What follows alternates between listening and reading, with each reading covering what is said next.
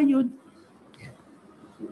Kalau ada berita kok sing kok mosok kaya ngene iki ditabayunkan aja digremengi, aja dimusuhi.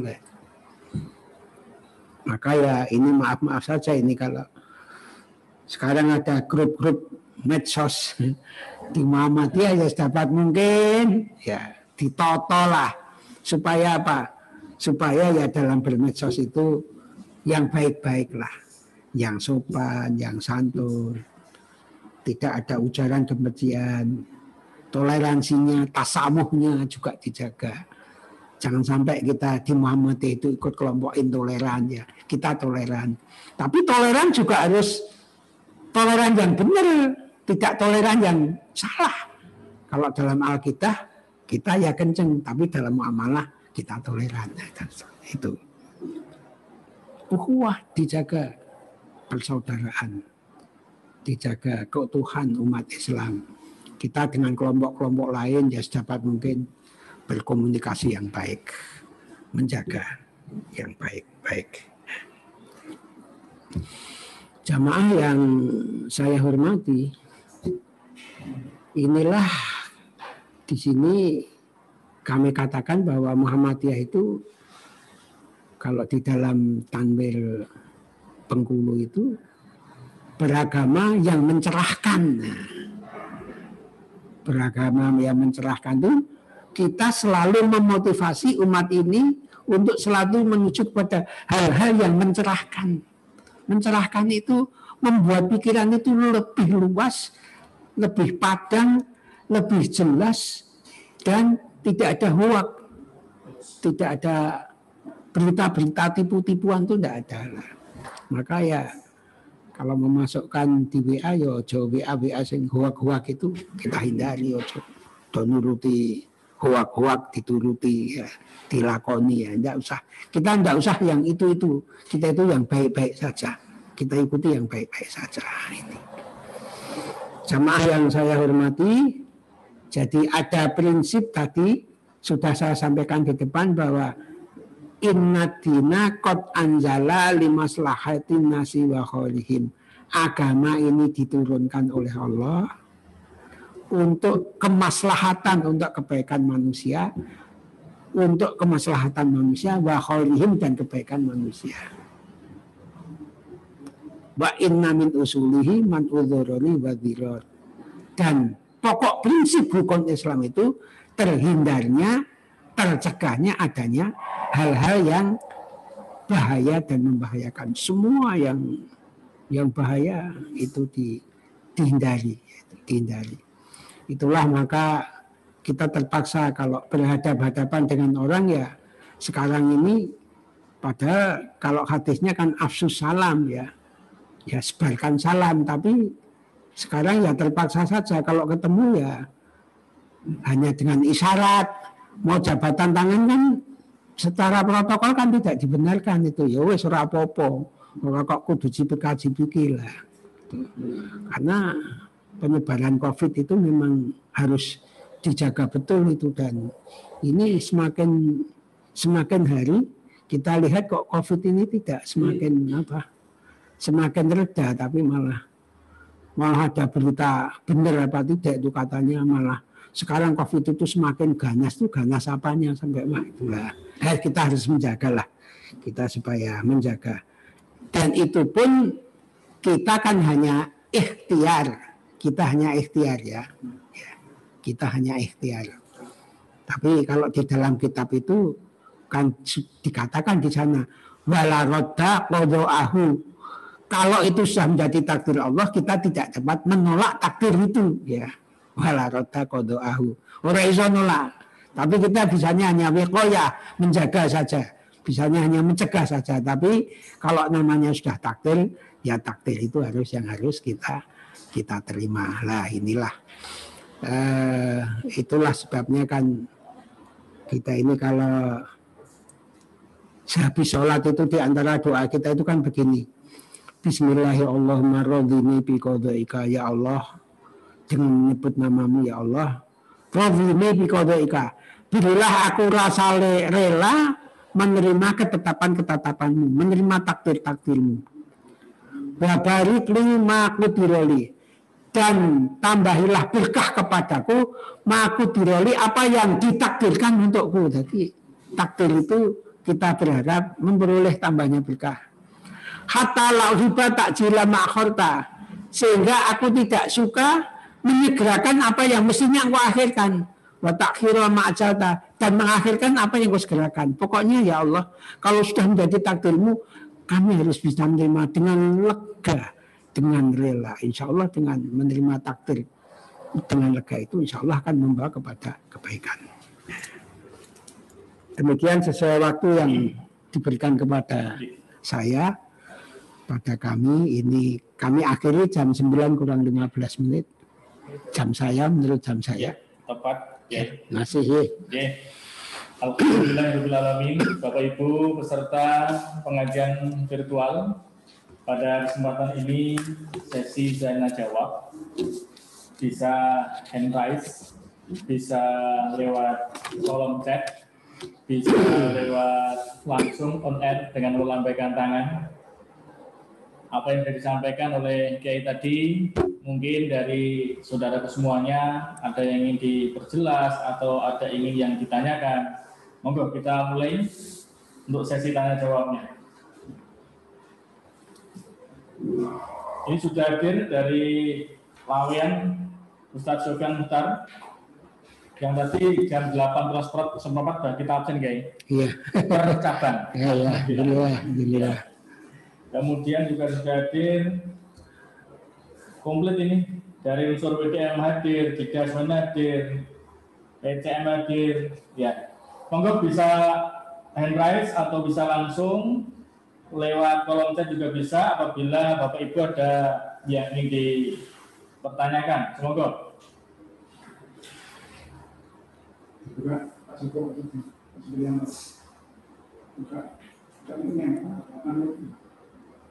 Oh ya, ini yang pertama dari Pak Haji Joko Rianto. Ini sudah melambaikan tangan.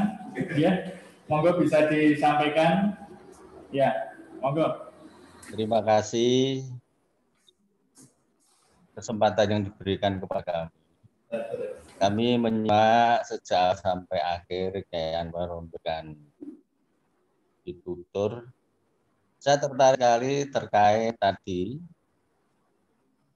jamaah yang menutup mata kaki tidak menjadi masalah. Yang akan kami tanyakan tatkala saya jamaah di masjid lain pada saat sholat isya, mampir satu masjid.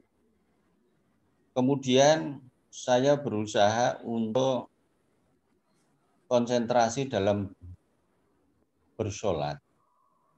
Tahu-tahu kaki saya itu diinjek dari samping kanan saya. Bahkan kebetulan dari kuku samping kanan saya itu jendiannya itu panjang sehingga menyentuh jendian saya, merasa sengkrak. Selesai sholat, saya menemui orang tersebut. Nyun sewu mas, kebetulan penjenengan tadi waktu sholat mengganggu waktu saya sholat. Karena saya sholat mau konsentrasi, kebetulan penjenengan malah nginjek, malah dayangi, sehingga saya tidak bisa konsentrasi sholat saya. Saya tegur seperti itu. Dia diam saja. Apakah saya menegur ini termasuk salah? Saya mohon petunjuk Kiai. Maturun. Assalamualaikum warahmatullahi wabarakatuh. Salam. Terima kasih. Ya. Langsung jawab atau masih membuka lagi? Oh, langsung saja. Biar langsung ya. Okay. Jadi Pak Haji Joko menegur dia itu adalah sesuatu yang bagus dan baik.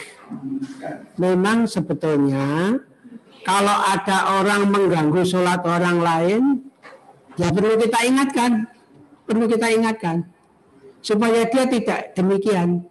Tapi kalau dia diam dan merasa benar, ya sudah, yang penting kita sudah berusaha mengingatkan supaya dia tidak mengganggu orang lain. Itu memang di beberapa tempat saya juga pernah mengalami seperti penjenengan. Artinya saya itu kaki saya diikuti terus itu, diinjek itu loh. Lah, Itu cuma saya setelah itu ya diam saja. Kalau seperti Pak Joko mengingatkan itu malah bagus diingatkan. Tidak apa-apa Pak Joko. Itu langkah yang sudah benar karena mengganggu orang lain itu tidak boleh. Dan itu sebenarnya memang tidak perlu menginjak kaki sebelahnya, itu tidak perlu. Saya juga belum tahu dasarnya orang kok kakinya itu sebetulnya kan yang penting itu kan dirapatkan, tapi kan kok terus diinjakkan itu loh, itu anunya apa itu tadi? Ya itu di Muhammadiyah tidak ada begitu itu. Di Tarjah juga tidak ditunjukkan untuk itu. Jadi untuk Pak Haji Joko benar apa yang sudah penjenengan lakukan itu. Dan perkara dia tidak memperhatikan itu masalah lain. Yang penting kita sudah berusaha supaya orang tidak mengganggu sholat orang lain. Demikian. Terima kasih Kiai Anwar. Selanjutnya ini dari PCM Solo Selatan. Bisa di-on-kan mikrofonnya dari sini, Mas Harko? Ya. Ini kebetulan di layar basecamp-nya di SMP Muhammadiyah 8, Kiai. Iya. Iya. Ya, sudah di-on-kan. Monggo, bisa Solo Selatan.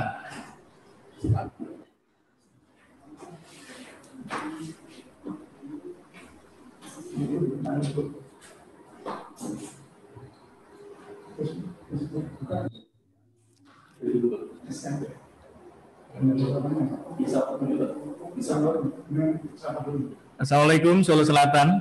Ya, pertanyaan kami kaitannya dengan istilah rohatan tadi Bapak. Apa? Rohatan, kesenangan tadi. Rohatan. Mohon maaf Pak Haji Abdurrahim, bisa mendekat dengan layar. Dari sini suaranya tidak terlalu jelas. Ya, maju saja. Pertanyaan kami tentang doa yang kaitannya dengan rohatan tadi. Dengan?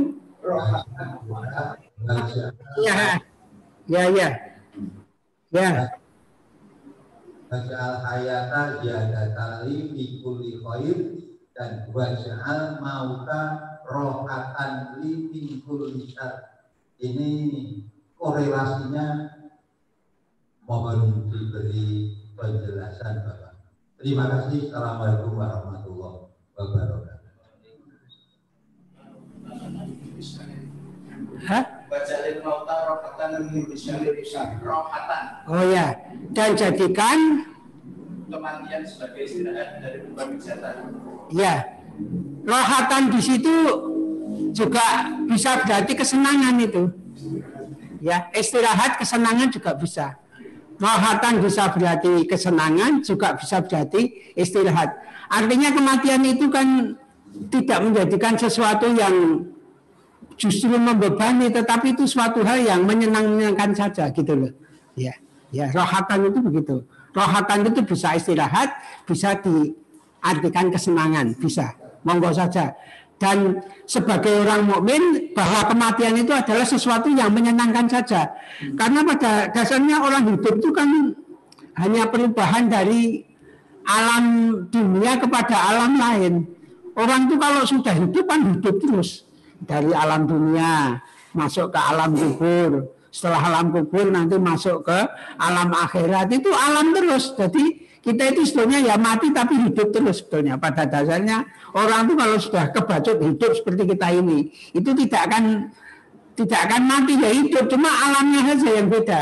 Di alam kubur nanti kan mengalami kehidupan alam kubur lagi. Nanti setelah alam akhirat juga masuk alam akhirat. Makanya kalau kita tahu hidup begitu tuh, neng dunia nek kesempatan ora dienggo ibadah ya rugi tenan sebetulnya itu ya, rugi betul wong.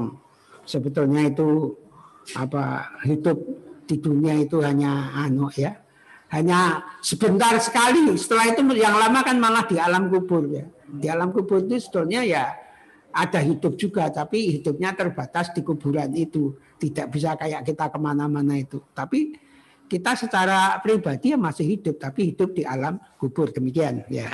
Ya, terima kasih Kiai, jelas sekali. Kemudian ini ada chat, mau dibuka Mas dari Solo Utara, Ustadz Azhari. Monggo bisa menyampaikan secara on air dari Solo Utara.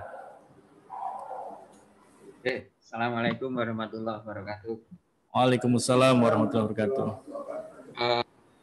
ada kasus begini, Yai. Pasien sakit, ya sementara karena belum dicek medis, itu ditengarai terdampak COVID. Katakanlah masuk rumah sakit pagi hari, namun sore hari meninggal. Lalu dimakamkannya malam hari. Pada waktu perawatan di rumah sakit itu dicoba untuk dilakukan tes apa itu namanya, swab atau apa itu. Dan pada waktu meninggal hasil tesnya itu belum tahu apakah dia itu mengidap COVID atau tidak. Nah, dan lalu dimakamkan pada malam hari itu. Terus setelah 2 hari kemudian hasil tes swabnya itu keluar bahwa dia negatif. Nah, lalu ada anggota ahli waris yang mengingatkan bahwa si mayat ini dulu pernah waktu masa hidupnya pesan kalau meninggal minta dimakamkan di samping makam istrinya. Maka dibongkarlah kuburan tersebut dan dipindahkan ke samping makam istrinya. Yang jadi permasalahan adalah haruskah si mayat tadi dimandikan seperti layaknya jenazah orang yang tidak terpapar COVID. Mungkin kalau terpapar COVID sudah ada secara syar'inya seperti itu. Gitu. Ini kok pertanyaan saya.